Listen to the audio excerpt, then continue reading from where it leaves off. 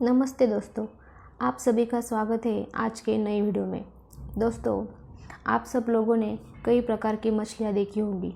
Whale fish, dolphin, jellyfish, ऐसी कई प्रकार की मछलियाँ हमने आज तक देखी है। लेकिन आज हम ऐसे एक मछली के बारे में बात करने वाले हैं जो आधी मछली होती है और उसका आधा शरीर मानव का होता है। तो चलिए वीडियो को शुरू करते हैं।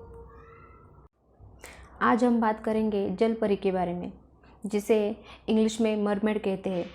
फ्रेंच शब्द मर, जिसका अर्थ सागर है, और मेड, जिसका अर्थ स्त्री या फिर एक युवा लड़की, इससे मरमेड ये शब्द बना है। हालांकि कुछ फिल्मों में इनका पुरुष रूप जलमानव भी दिखाया गया है, परंतु सभी दंतकथाओं के अनुसार यह केवल स्त्रियां ही होती है। जलपरी यानी मरमेड आधी औरत और आधी मछली होती है। आपने फिल्मों में, बच्चों की कहानियों में और लोगों के किस्सों में इस जीव के बारे में काफ़ी बातें सुनी होंगी। छोटे बच्चे तो पूरी तरह जल परी पर यकीन करते हैं। जिस तरह कार्टून और फिल्मों में हमें इनके बारे में बताया गया है, कई बड़ों के भी इनके बारे में यकीन हो चुका होगा। पर क्या सच है, ये तो विज्ञान ही बताएगा। चलिए आपको हम बताते हैं कि असलियत क्या है। सोशल मीडिया प्लेटफॉर्म कोरा पर आम लोग अपने सवाल करते हैं और आम लोग ही उसके जवाब देते हैं। कुछ साल पहले किसी ने कोरा पर सवाल किया, क्या इस धरती पर सच में जल परी थी? अगर हाँ, तो इसका क्या सबूत है? सवाल तो काफ़ी रोचक है, पर बहुत लोगों को इसकी जानकारी नहीं होगी, क्योंकि जितने दावे से इस किरदार को बड़े पर्दे पर दिखाया गया है, लोगों को इस पर यकीन हो गया था।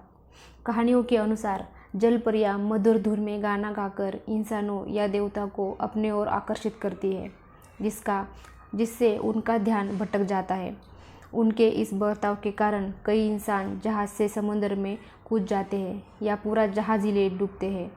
कुछ कहानियों में जल परियां डूबते हुए इंसानों की मदद करने में प्रयास करती है और उनकी जान भी ले लेती है।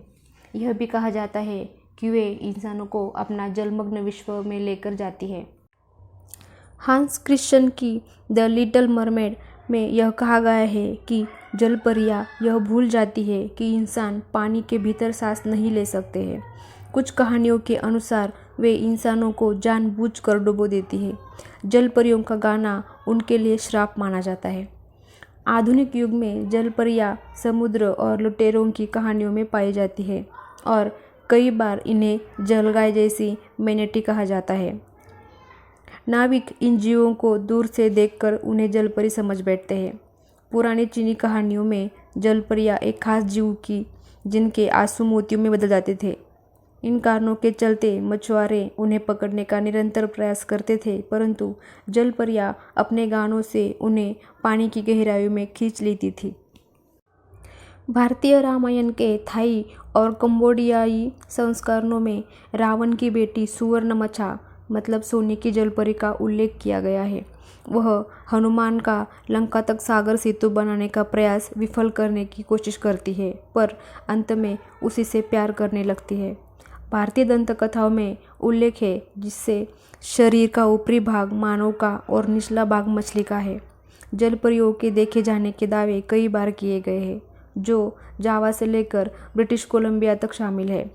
2 कनेडियाई घटनाएं जो वैंकूवर और विक्टोरिया के नज़दीकी इलाकों में हुई थी। पोलैंड की राजधानी वॉर्सो से 200 किलोमीटर की दूरी पर एक जलपरी का कंकाल भी मिला है। इस कंकाल के बारे में यह दावा किया जा रहा है कि यह जलपरी का कंकाल है। वैसे इस कंकाल को देखने में यह मरमेड का कंकाल ही लग रहा है। इसके पीछे मरमेड की तरह ही पूंछ है।